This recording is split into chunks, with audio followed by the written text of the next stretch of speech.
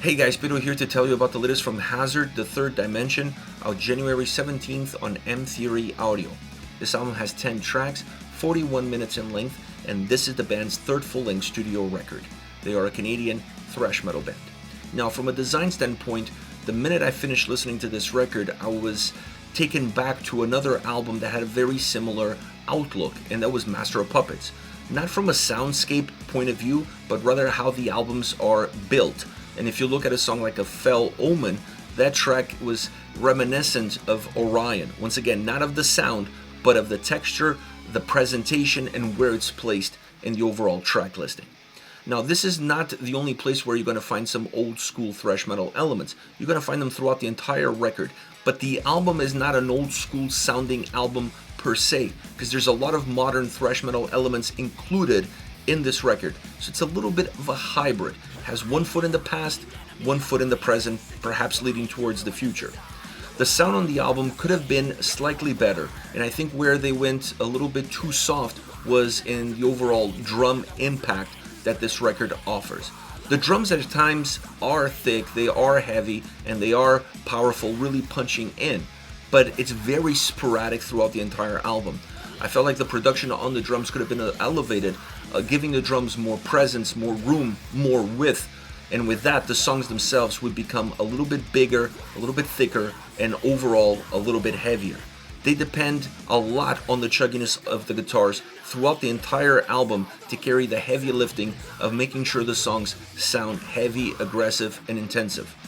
But when you get portions of the tracks where it's a little bit more melodic, a little bit more driven, with some more melodic riffs, that emphasis on heaviness and thickness, it dissipates ever so slightly. So having a little bit more emphasis on the drums would avoid having that problem, would create more of a uniform backdrop for the entire album, and this would allow the guitars to either push themselves into the forefront with that chugginess or move slightly backwards with a more melodic approach. This would make the album feel more dynamic, it would give a lot more fluidity to the record, and definitely would give a more definite fingerprint on each and every single song of this album. It's a lot easier to see the forest from the trees when you have a backdrop that emphasizes what the trees are all about. Once you start looking at the guitars as a single element of this record, the guitar playing on the album is excellent. You can look at it from three different angles. The solos on this record, I really enjoy the solos. The placement of the solos, the quality of the solos, the sound of the solos, they're definitely breaking away with a little bit more clarity. The production around the solos allows them to almost elevate themselves from the tracks themselves. And that is an important aspect because it allows you as a listener to really focus on what the solos are providing. The other aspect I mentioned already is the chugginess of the guitars.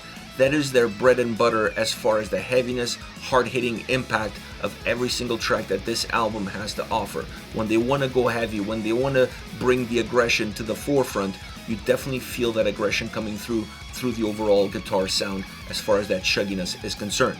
Now, when they go into a more melodic, driven, softer sounding riff, this is, like I mentioned earlier, this is where the tracks lose a little bit of that heaviness, lose a little bit of that impact.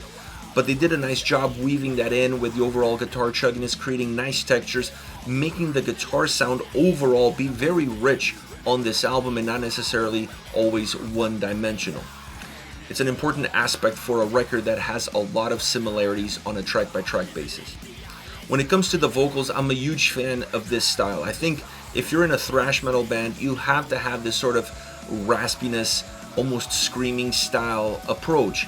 I can think of Bobby Blitz, for example. Not to say that the vocals on this record sound like Bobby Blitz, but it's that similarity in terms of the drive, the impact, how you push the lyrics forward, and how much energy you help offer the songs. He's a perfect example in terms of how Overkill sounds and the impact that he has with his voice to when it comes to this record in terms of how the record sounds and the impact that the vocals give each and every single song.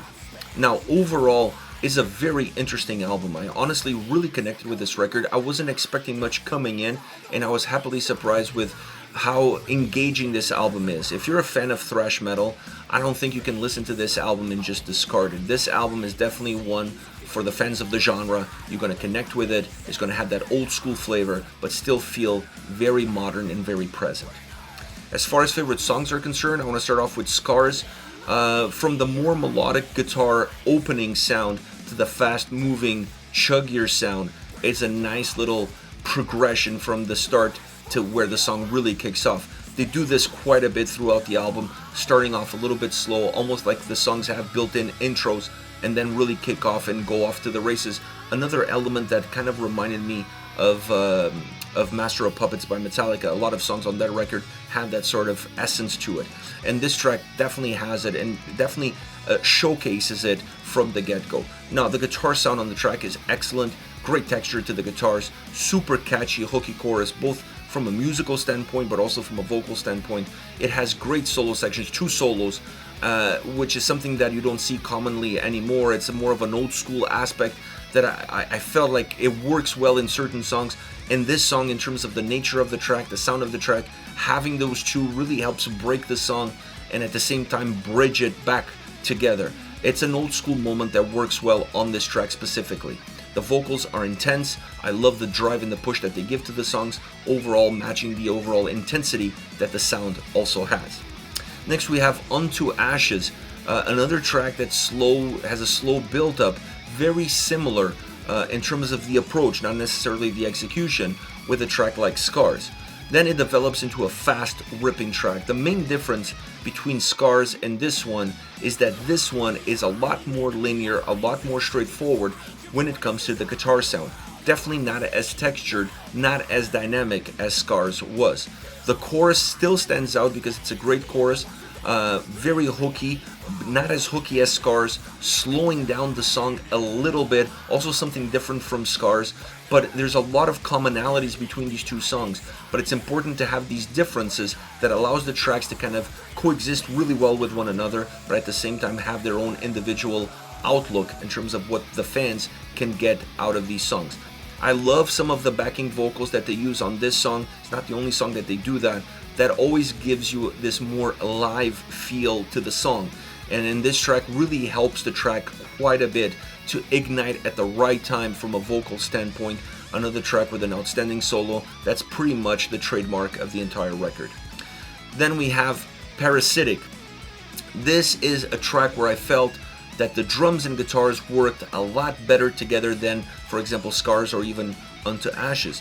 The guitar and drum sound was a little bit more weaved in as far as what the overall experience of the song is concerned, giving the overall song a more textured sound, not just necessarily from one side or the other, but rather the way the 2 collaborate. It's a prototypical thrash metal song, both musically and vocally, sounding, feeling very, very heavy, very driven, thick, because once again the drums really help that overall thickness, and it's a track that is short to the point.